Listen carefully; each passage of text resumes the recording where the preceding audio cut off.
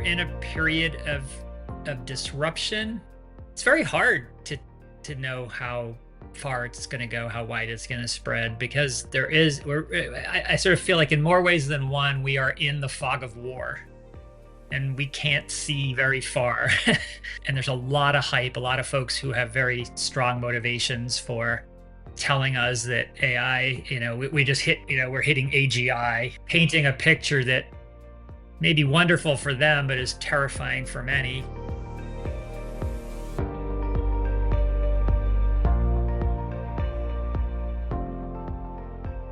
I'm Larry Cornett, and this is Invincible Career. All right, well, welcome to the show, Peter. I've been following you for a long time and reading what you write. Your book has kind of been on my bookshelf since I was a young designer, and it's a real pleasure to have you on the show and learn more about your background and some of your thoughts about what's going on right now in the industry. Yeah, pleasure to be here. Thanks for having me, Larry. So let's do kind of a quick intro for those that don't recognize you, and I'm sure the folks in the UX industry will, but not everybody who follows this is in UX. But a little bit of your background and who you are and what you've been doing with your career. Yeah, so my background goes back to going to school for library science back in the early 1990s. And kind of coming out of that to become an information architect. Helping mostly large companies to organize their very large websites. Oh, right. Yeah. Yeah. For the really young UX folks listening, information architecture was a huge part of what we did. I studied at Rice, and I was studying psychology, but it was more around human factors psychology, emphasis on human-computer interaction. And so information architecture was a huge part of that. Like what makes sense, semantically and also in terms of mental models was huge back then, and how people perceive the world and so forth. Yeah. And user experience kind of was, sort of came after, as it was sort of a wave after information architecture. So there was a time when, information architects were the folks who were, working with designers and developers to kind of map out, websites and kind of serving as a bit of a bridge to management to help them, speak to developers and so forth. So there's a lot going on in the industry. I think if you've been in the industry as long as Peter and I have, you see a lot of these things kind of rise up, and some are real and some are kind of a puff and they kind of disappear. It's like, this is going to be the huge thing, and then it kind of disappears. But there's definitely been some pivotal moments if you've been in tech this long, where the rise of the web, obviously, because it used to be just software and CD-ROMs, and I remember shipping stuff on CD or floppies even.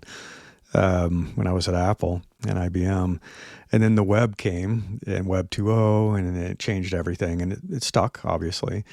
And then mobile, so it's like the rise of mobile and apps and smartphones was a huge sea change that just shifted everything forever.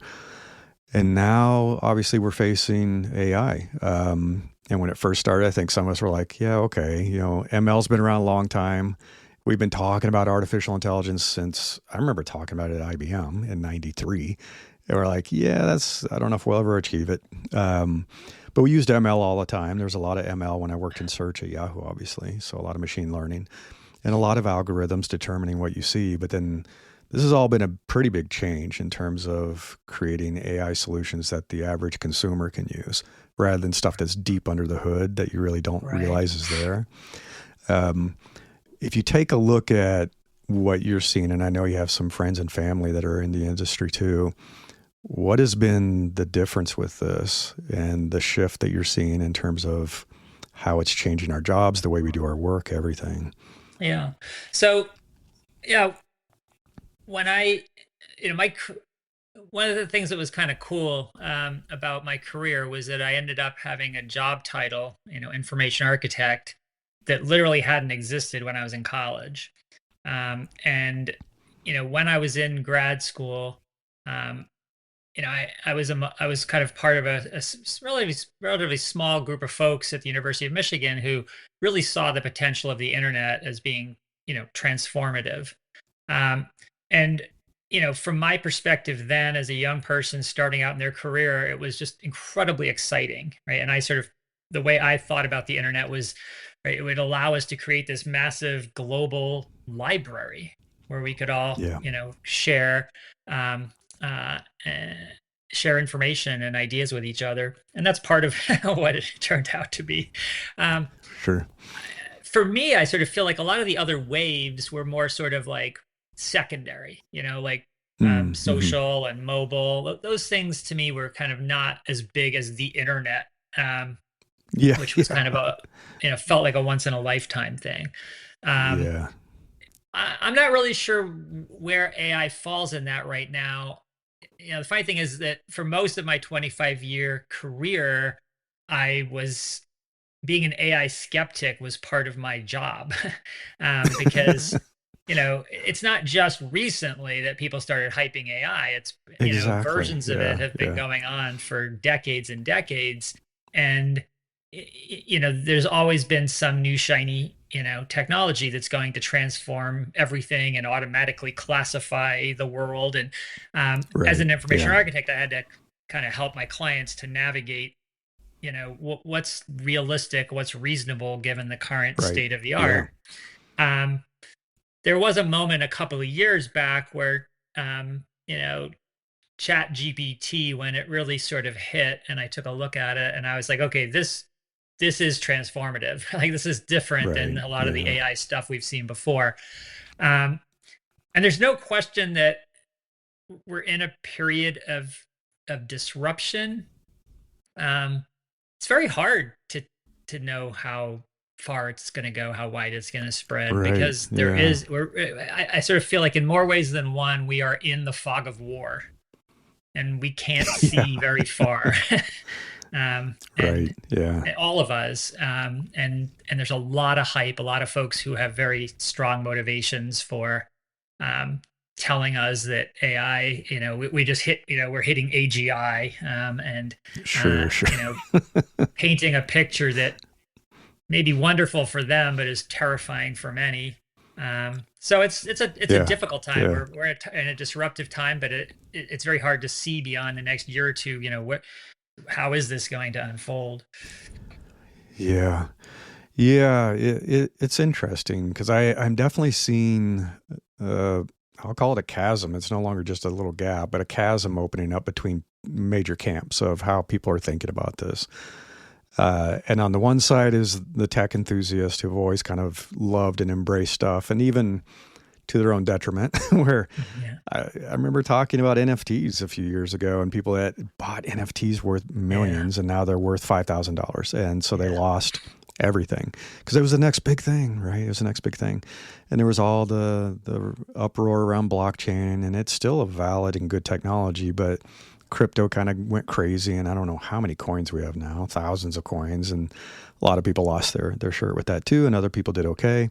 Some people became quite wealthy, and I think it's the nature of everything. You're going to have these enthusiasts and early adopters, and you got to look at motives. Because it's like somebody was talking about the CEO of NVIDIA is like, every student better learn AI and everybody better use AI and it better right, be everything right, they do. And they said, well, it's like the CEO of Oreo saying you should probably eat 50 Oreos a day. It'd be right, really good for you. right. He has a dog in the fight. So the company's made ungodly amounts of money thanks to what's Yep. happening with all the chip demand. So you have to be skeptical and I think evaluate the tools yourself in terms of your own workflow and say, is this really helping me or am I misleading myself? Because there's a little bit of confirmation bias with the tool. And on the other side, we have the folks who are like, a lot of creatives that I'm friends with, artists and writers and musicians who've said this is a plagiarism machine. It's stealing our art. It built Right. itself using our art. And that's how it came up with these styles and writing styles. And that's why so many times when you write like a normal human being and you're a writer, you have several books. It's like, oh, this has been generated by AI. It's like, I've been writing like this since the dawn of time. I've been writing on a typewriter before there were computers. So it's like, this is me. This is how I write. Yeah. And the concerns about environmental impact, right? It's a very real concern around what's going on with data centers. And now we have towns that are saying, I hear nothing but the constant drone of generators as they're trying to keep up with the demand for the energy. So it's like, I worry, yeah, we're creating this chasm again between the haves and the have-nots and the AIs and the no AI camp. I don't know. I mean, I was just reading an article I shared on Substack from, so I think he has 20 some years, 25 years of experience, a CTO. He said, I advise people around how to integrate AI into your development processes. So he said, I better do it myself. If I'm going to be telling people use Claude, I better do it myself, Claude Code. And so he went all in for 90 days. And he said, yeah, I was able to use it to write code, push, create stuff. It was all fantastic until something broke. Yeah. And then when it broke, I went in and I was like, I didn't really write this code. I don't know how to debug it. It's like inheriting code from somebody who didn't document it very well. It's like, I don't know how to fix this. And I'd probably be better off if I'd start from scratch. And I've heard engineers, I've worked with these folks forever. Sometimes they'll just say, let's just do a new rewrite. I do not want to edit this code. It's spaghetti code. And the more we try to edit it, the more it breaks. We ran into this at Apple, where we had to keep restarting an OS project over and over and over because this spaghetti code was just a nightmare. Yeah. And they said, clean slate, let's just start from scratch. Yeah. What's been interesting to me over the course of my career is seeing the extent to which technology is subject to fashion. It's just like the fashion. Yeah. It's just like the fashion industry, right? It's it has this kind of aura of like serious, rational thinker, right? Like and yet these fashions are just crazes that and the sure. And the thing is that you fight the fashion at your own peril, right? Like trying to go against Agile during the rise of Agile, you just get thrown out the door. And so you have to have a certain amount of patience to sort of wait it out and see where what's really going to be there when the dust settles. So like my thinking for folks these days is in the short term, just keep your eyes and your options open because nobody knows quite which way this is going to go. Right. Yeah. In the longer term, if it ends up being anywhere near as transformative as, many folks are saying, my hope is that it forces a shift in our economic and governance models because the current framework of our world is not set up for this. And you can see a very cruel future of joblessness and purposelessness in the absence of major structural changes. And so that's that's a scary thought, but also in the longer term, maybe that's what we need is this to push us over the edge into ways of being together that are better.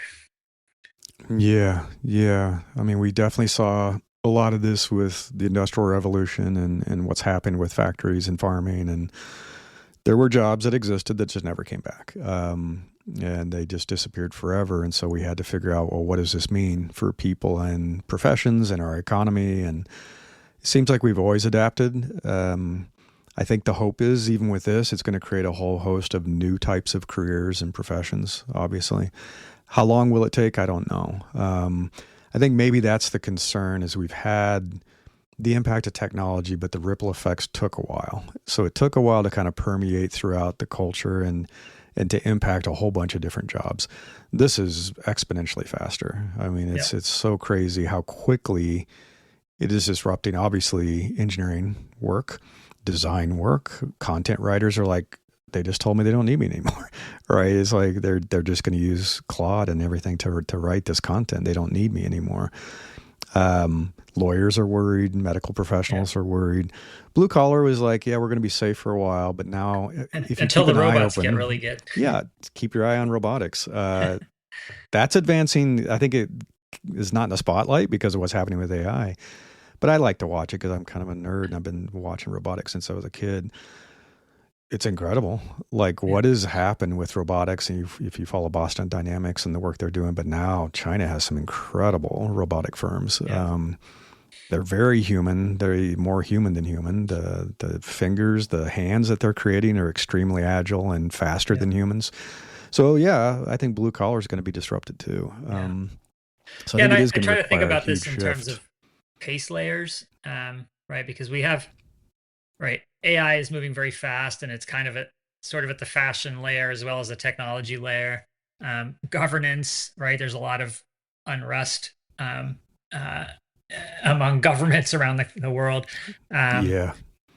but deeper layers are things like environment, right? Climate change, Hmm. Hmm. pollution, mass extinction, things that are slower but still um, speeding up and very serious. And Yeah. so Yeah. I hope that as we try to solve these problems, we kind of look at those deeper pace layers, not just at the surface, right? It's like Right. let's not just solve for AI, but let's solve for like the broader picture of how we are affecting our environment and the planet, and looking to something that would be more sustainable. Yeah, I totally agree with that. So maybe let's shift gears a little bit and come back to Yeah. a focus on you, and thinking about kind of the early years of your career. And you talked about the library science and applying that even before there was human computer interaction and all that kind of rose from the work that we were doing. What was that kind of career path like? Because you've done a mix, I think, of partnering with people. I think you've worked with Lou Rosenfeld, but you've also been an independent consultant and you're an author, you're a writer, which is a big part of what you do in your identity. What has that all been like in your career path and how you made decisions at those different pivot points? Yeah. So yeah. So I graduated from college with a degree in English and no plan, no idea what I wanted to do. Um, uh, so I lived with my parents and did some odd jobs and was pretty miserable. Um, and I kept searching for a career, and I go to public libraries and get out books and different careers. And one day I came upon, uh, a fairly tattered old book about careers in library science. Yeah. Um, well, around the same time, I had been in my free time, I'd been exploring the early bulletin board systems like AOL and Right. CompuServe, Yeah. and teaching myself to Prodigy. program. Yeah. and I sort of had one of those kind of light bulb kind of aha moments, where I felt like these emerging digital networks are going to need the skills of librarianship. They're going to need someone to help Right. organize, classify, label, make sense of these new digital spaces. And that's what took me to library school, where I met Lou Rosenfeld and fell in love with the internet. Yeah. And so I came out of that work and worked with him on a company called Argus Associates that, from 1994 through 2001, we grew from just the two of us to about 40 people.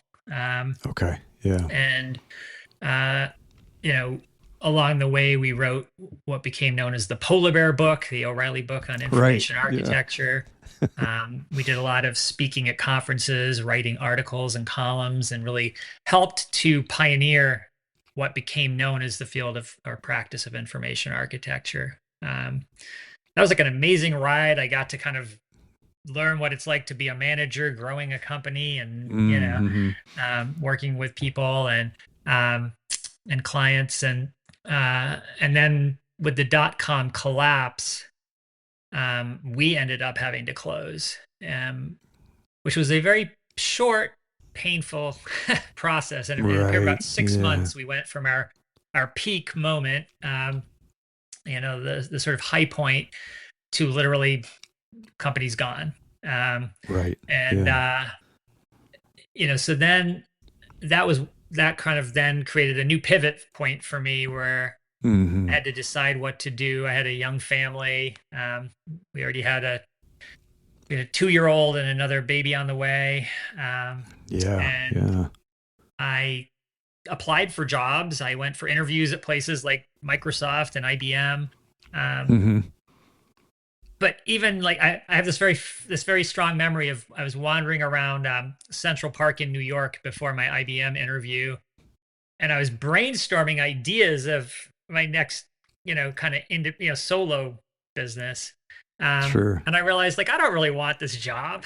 Like, and so I just decided, you know what, I'm going to see if I can do this myself. Just a one Right. person,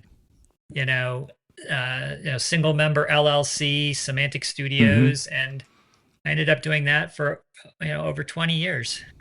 Just kind of Wow. doing it the same kind of consulting we did at Argus, information architecture, but just doing it myself and partnering with other companies and experts when possible. Wow.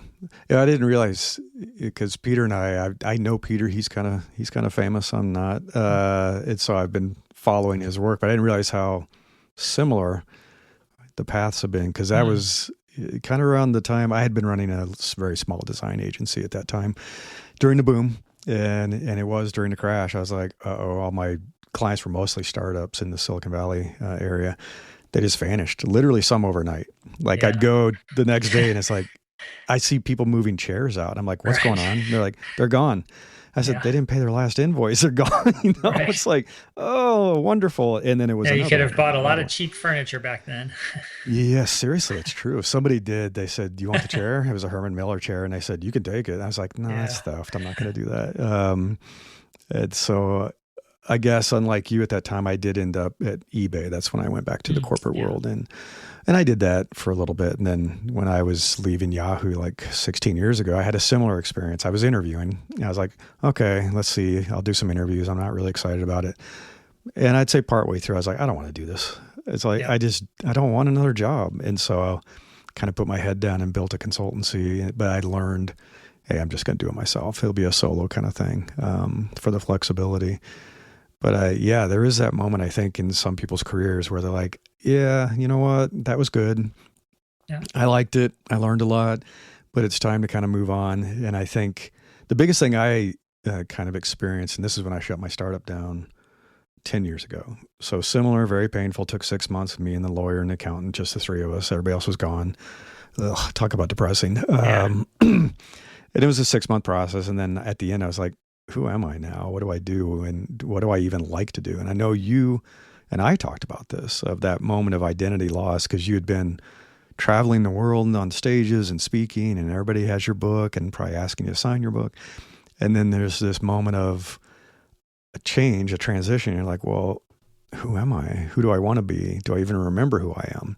Yeah. And what was that like for you at that point? Yeah. So when I hit um, age 40, I I I remember thinking to myself, it's like we got a few more years until our kids go to college. Um, Yeah, if I keep working consistently, by the time I'm 50, I can retire. Or at least I can give myself the freedom to do something else was the way I thought of it. sure. Yeah.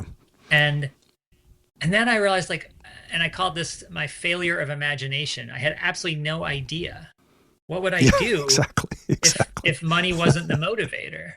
Um, and uh, and I really wrestled with this for a while, and Hmm. the breakthrough kind of came for me when I thought back to what I loved when I was a kid, um, Yeah, I love that. and animals were a big part of what I loved growing up, and so slowly but surely I started to kind of create this vision of an animal sanctuary, Hmm. Hmm. and so, not long after I turned 50, we moved from Michigan to Virginia and bought a 48-acre farm with Wow. field and forest, and eventually started an animal sanctuary. And now we've got chickens and goats and llamas and donkeys and barn cats, and it's Wow. been a real fun adventure. But yeah, there was a really big identity shift that was part of that, Hmm. of being willing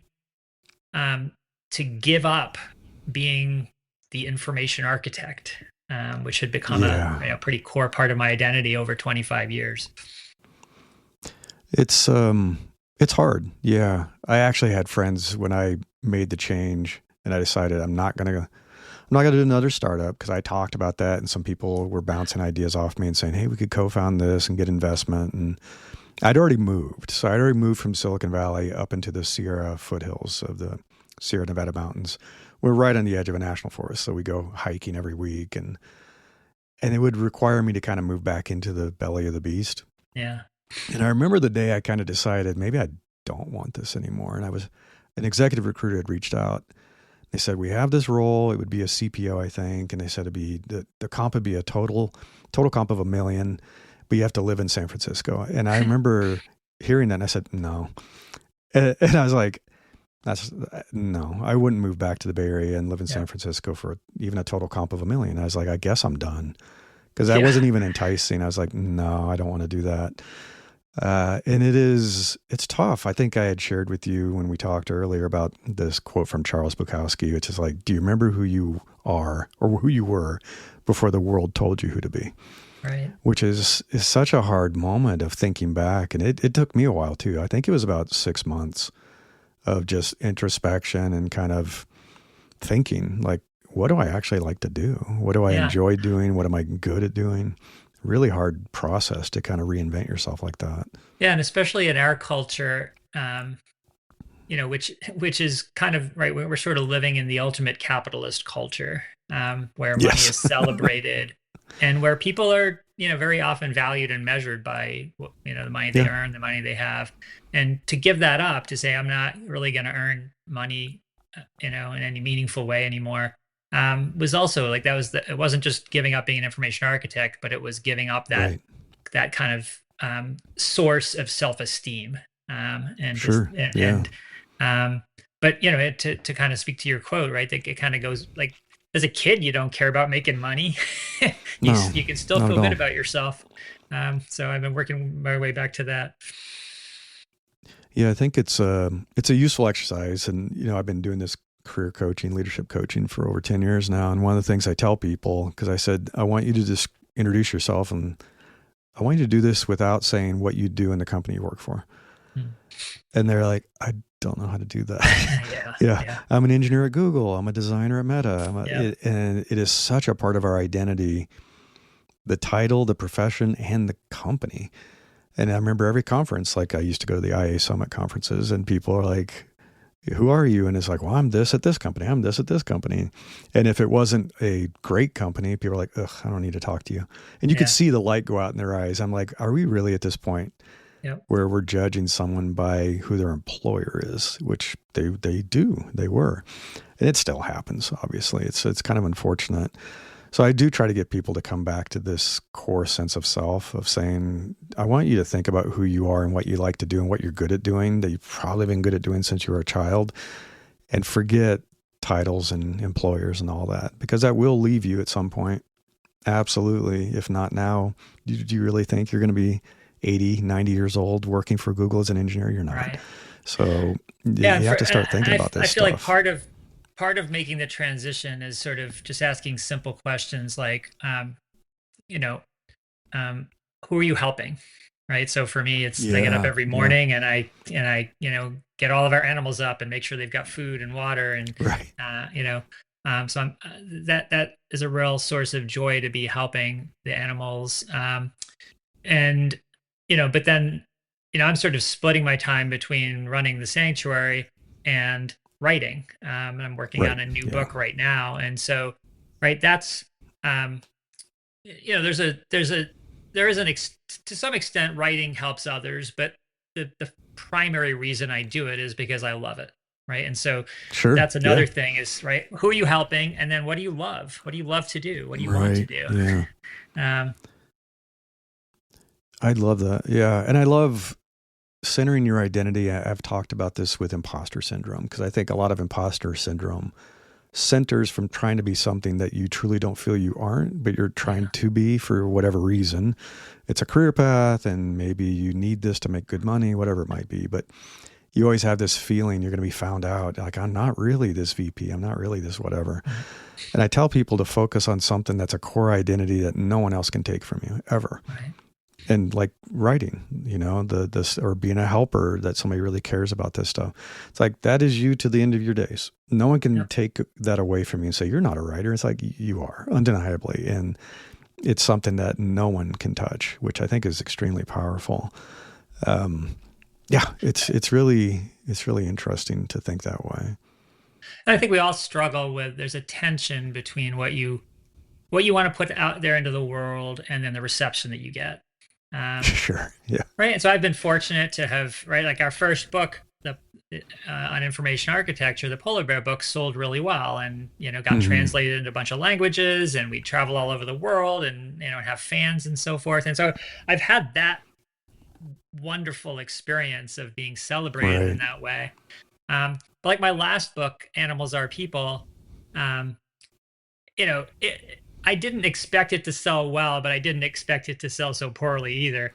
Um, and Sure. Sure. but I absolutely loved writing it. I'm so proud of it. Like, Yeah. there's never been a moment that I regretted doing it. And so, and I think it's Yeah. very healthy for us to have experiences on both ends of the spectrum of, kind of public success, but also public, what people might call failure.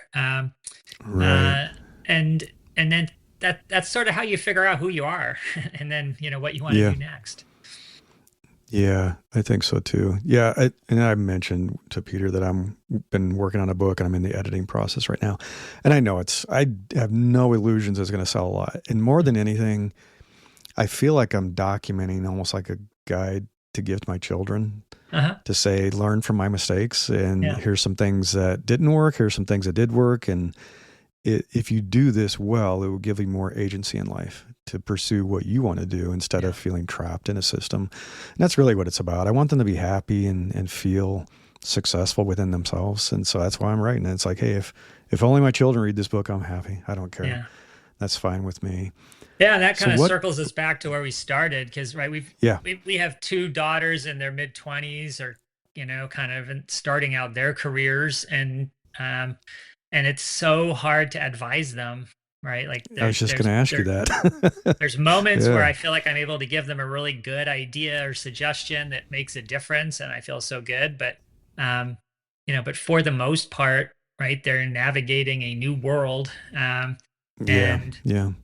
what worked for me 25 years ago won't work for them today. And so, um, Right. I that's a difficult thing as a parent to, uh, kind of just have to accept, like, these are some of those things I can't change. Sure. No, I agree. I mean, I think part of it, you touched on this a few minutes ago, because you learned this in your life, and I think we learned it compared to our parents and kind of the boomer generation, and we did not have a lifelong career in one company, right? Right. We didn't work 30, 40 years in a company and retire with a golden watch. So that disappeared. And then the idea of even staying in a single profession, I think, has gone away. Yep. And, even when I started, I'm a Gen X guy. You're going to be in this profession. That's what you're going to do for the rest of your life. But now it's like, no, it's going to shift. So I think you have to understand that layer of employer and profession and trends in the industry and all that stuff. Super flexible, flowing. It's going to change forever.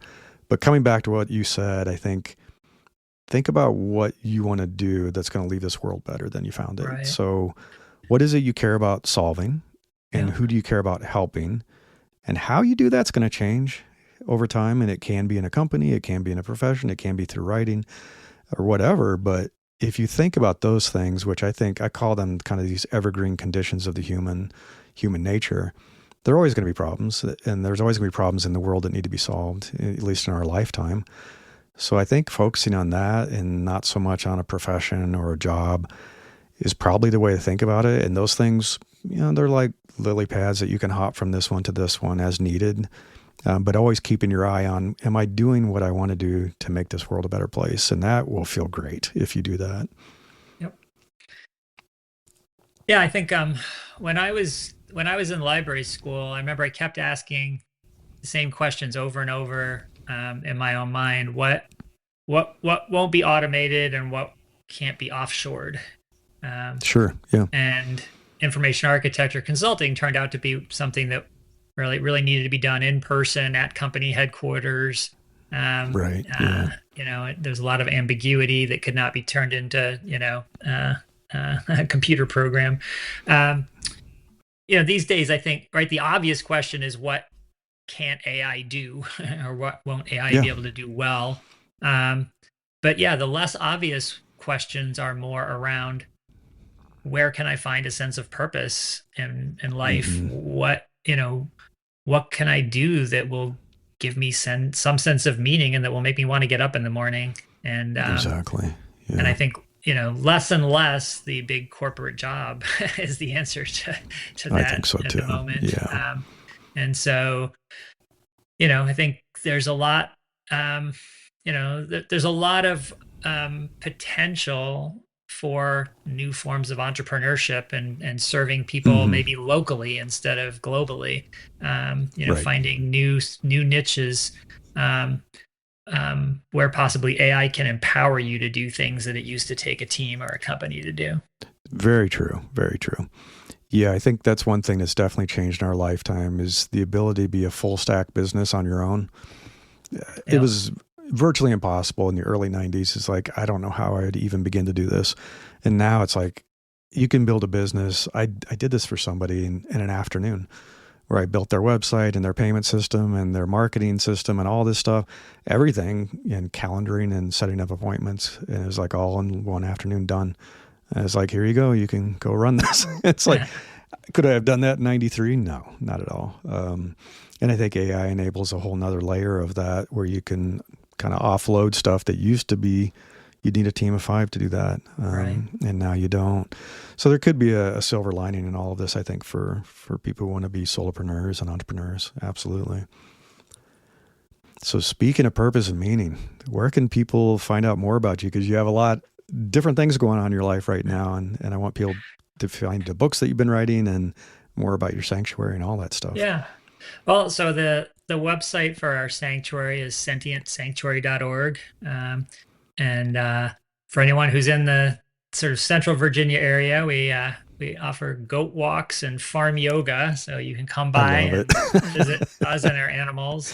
Um, and then I blog at intertwinkle.org, and that's where Oh, okay. I'm really publishing what I write.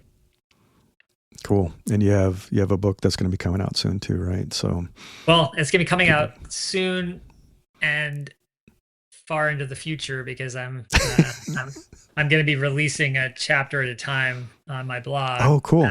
Yeah. And so I think I'm only a month or two away from being able to put out the first chapter, but Okay. several Nice. years away from being done. That's how I did it too. I released a chapter through my newsletter every couple of weeks or so, and yeah, it kept me accountable, which was great. But now the editing process, like I think I mentioned, I need something to hold me accountable for that because it's like that's taking forever, unfortunately. Well, thank you so much, Peter. It's been a real pleasure to talk with you and learn about your journey, and also kind of this transition phase. I think can be really helpful for a lot of people that are listening. Yeah, it's been great. We've both got quite a few parallels in our own careers, and so it's Surprising, great to connect. Yeah. Yeah. All right, thank you. All right, take care. Until next time, I wish you the best of luck in becoming an opportunity magnet for the best things in life.